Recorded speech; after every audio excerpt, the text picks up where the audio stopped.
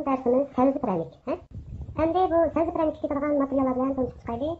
Bunga 225 gram seriq may, 115 gram şeker uni, 1 dona tuxum, 90 gram sebze qiyami, 430 gram un, zinnatlash uchun mana bu xil pataza, mana yeşil rang qilgan mana qanita. Buni mana meva ezish mashinasida ezib mana talqon holatga ekib mushkul material. Andan keyin bizimizning qaynatgan sap erisa, zinnatlash uchun ketadigan materiallar bu ikkisi. Endi buni ishlash bosqichiga kelsak, biz avval seriq may, shakar unni ko'pirish mashinasiga solib, o'tdan ko'pirib olamiz. Undan keyin bir dona tuxumni silib, yana ko'piramiz davomli. Bundan keyin mana bu yengilgan meva ezish meva mashinasida ezib, qiyam qilgan mana bu sabza qiyami qatorlarni keyin silib, ko'pirib olamiz.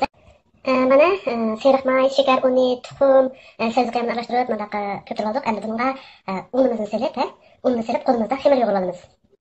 Mana bu ko'pirib olgan endi bu meyamiz var. Bu 430 gram unni silib xamir yo'g'raymiz. Agar xamirimiz bo'shroq bo'lib qolsa, yana oz nisbatda un jalasak bo'ladi. Un qo'shsak. Mana shunda qo'limizni elashtirib turib xamir yo'g'irib olamiz. Bu xamirimiz pek bitishim emas, pek bo'sh emas, odatda shu praniklarning xamirdek xamir bo'ldi. Endi mana bu sabzi qiyam bilan bu xamirimiz seriq holatga kelsa, mana shu o'zini ishlatib olsanglar bo'ldi. Agar sal seriq holatga kelmay qolsa, bir timim seriq limon rang bor, shunda bir timim temit olsanglar bo'ladi. Mana canımlar bu xamirimizni yig'ib tayyor qildim. Bunga xamirsa bo'shib qolgan 100 gram un jaldim.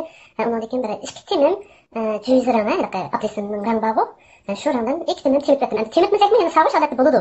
Endi mana bunga chiqib chiroyli chiqsin deb 2 timim temit etdim. Endi buni sabzi shaklida rostib olamiz. Mana bu xamirimizni mana bundaq sabzi holatda, mana to'p tarafini to'mroq, alt tarafini inchikroq rostlaymiz. Rostlab bo'lgandan keyin buniki shu keyin tarafini bilan qo'limizda besitimiz. Mana shu holatda besitimiz.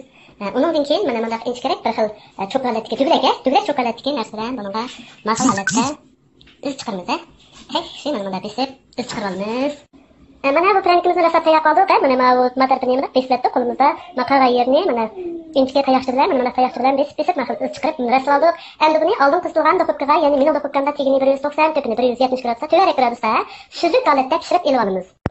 Mana canımlar bu pranikimiz 30 minut 35 minutda pishib chiqdi. Mana ko'ringlar, shunda chiroyli suzuk pishirib oldik. Endi buni bezaymiz. Endi bu pranikimizni bezash uchun biz mana ma'qul patazni mana quvab tayyor qilamiz. Yeşil odatni, undan keyin mana o'zimiz qaynatgan mana erisini tayyor qilamiz. Tayyor qilib, bu pishirgan pranikimizning ko'p tarafini mana erisga milib, mana bu o'g'ilgan yeşil patazni o'qiga milib, mana ma'qul holatda bezab olamiz. Mana ko'ringlar, bunda yana rang, qalamaqan dora hech qanday narsa yo'q. Uni ustiga sabzini qirib, sabzining suyini qo'ydik. Buni bala yesin, bala uchun intayin oziqlik yuqori bir xil ham chiroyli, ham ko'rkam bir xil pranikimiz tayyor bo'ldi. Mana mushkul holatda munkillab osonlab bo'ladi. Shuning bilan bu darsimiz tamom. Tushunmaganlar bo'lsa, yana davomli so'rasanglar, javob berishga tayyor. Mana canımlar, bu pranikimni bezab tayyor qildim. Ko'ringlar, mana shunday chiroyli bezaldi. Mana mushkul holatda bezab osonlab bo'ladi. Mana endi ko'ringlar.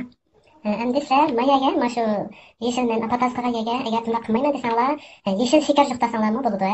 Bu qiyamga chilab yeshil shakar yuqtasanglar bo'ladi. Mana ko'ringlar, endi chiroyli chiqdi.